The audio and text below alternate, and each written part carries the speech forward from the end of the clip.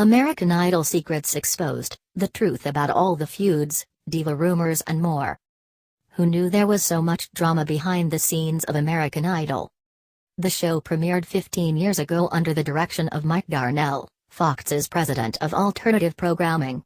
In May 2013, he ended his 18-year run with the network to join his former boss Peter Roth at Warner Brothers. In a wide-ranging interview, Darnell sat down with Love Connection host Andy Cohen at the TV Academy Wednesday to tell secrets from the set.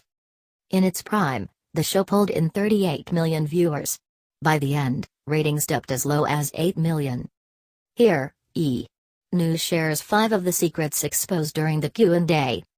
1. Ryan Seacrest nearly blew his shot at hosting. Seacrest's dad, who was also his manager at the time, initially turned down the opportunity of a lifetime. He wasn't going to come in, Darnell said of Seacrest, who was working in radio and hosting the TNN reality series Ultimate Revenge. I had to literally get on the phone with his father. Seacrest and Brian Dunkleman were brought on as co-presenters, but only Seacrest remained with the show for all 15 seasons. As Darnell laughed, he's doing fine now. 2. Special security was hired for Simon Cowell. The Brit's acerbic judging style was ratings gold, but his blunt delivery didn't always sit well with viewers in the show's early days. According to producer Nigel Lithgow, Cowell was once booed in the first season, and somebody was threatening to take him out with a baseball bat in New York.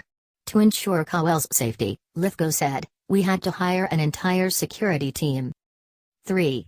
Jennifer Lopez's contract negotiations were a nightmare. Aerosmith's Steven Tyler joined the show in season 10, as did J. Lo, but getting her to sign on the dotted line was no easy feat.